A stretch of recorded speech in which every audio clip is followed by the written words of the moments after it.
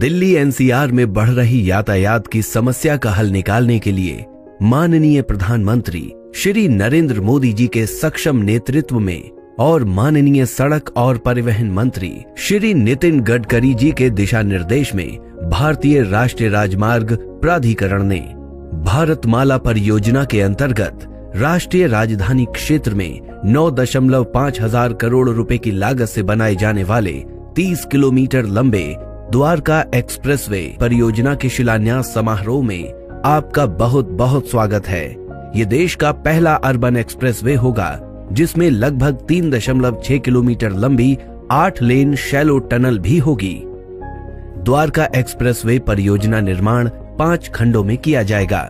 पहला खंड, इस खंड की कुल लंबाई 5.9 किलोमीटर होगी, जिसका प्रारंभ NH 8 पर स्थित शिव मूर्ति पर प्रस्तावित मल्टी लेवल इंटरचेंज से होगा, जिससे कि विभिन्न दिशाओं में ट्रैफिक का फ्री फ्लो मूवमेंट होगा। तत्पश्चात 8 लेन शैलो टनल का द्वारका सेक्टर 21 के निकट RUB तक निर्माण किया जाएगा। दूसरा खंड, 4.2 किलोमीटर लंबाई के इस खंड में RUB से दिल्ली हरियाणा बॉर्डर तक का निर्माण किया जाएगा। इस खंड में द्वारका सेक्टर 25 में बन रहे DIPP की एग्जीबिशन कम कन्वेंशन सेंटर यानी ECC, Dwarka sector 21, 23 UER second को दिल्ली में और हरियाणा में नए गुरुग्राम को कनेक्टिविटी देगा। ECC में international trade promotion activities, convention centres, conferences, exhibition और कॉर्पोरेट मीटिंग आदि जैसी गतिविधियां होंगी। इस खंड में दिल्ली बॉर्डर पर 34 लेन टोल प्लाजा का भी निर्माण किया जाएगा, जो इलेक्ट्रॉनिक टोल कलेक्शन एवं गेटरी बेस्ड टोलिंग जैसी तकनीकियों पर आधारित रहेगा और डिजिकरण को भी बढ़ावा देगा। द्वारका एक्सप्रेसवे प्रोजेक्ट में दिल्ली में लगभग 1.3 लाख पेड़ों का वृक्षारोपण किया जाएगा, जिसके लिए DDA को 78 करोड़ रुपए दिए जाएंगे। तीसरा खंड, इसमें बॉर्डर से बसई ROB तक 10.2 किलोमीटर लंबाई में निर्माण किया जाएगा। इस खंड में 8.5 किलोमीटर लंबे 8 लेन फ्लाईओवर का निर्माण किया जाएगा। स्थानीय यातायात को सुगम बनाने हेतु द्वारका एक्सप्रेसवे पर यातायात को अंडरपास, सतही एवं फ्लाईओवर से 3 भागों में विभाजित किया गया है, ताकि यातायात इस तरह से चले कि उपयोगकर्ता अपने गंतव्य तक निर्बाध एवं सुरक्षित रूप से पहुंच सकें। चौथा खंड, ये खंड बसई ROB से प्रारंभ होकर खेरकी दौला टोल प्लाजा के समीप NH 8 पर समाप्त होगा। इसमें बसई ROB के चौड़ीकरण के साथ ही साथ IMT मानेसर एवं सेक्टर 88-84 की ओर मोड़ने के लिए ट्रम्पेट इंटरचेंज भी प्रस्तावित है।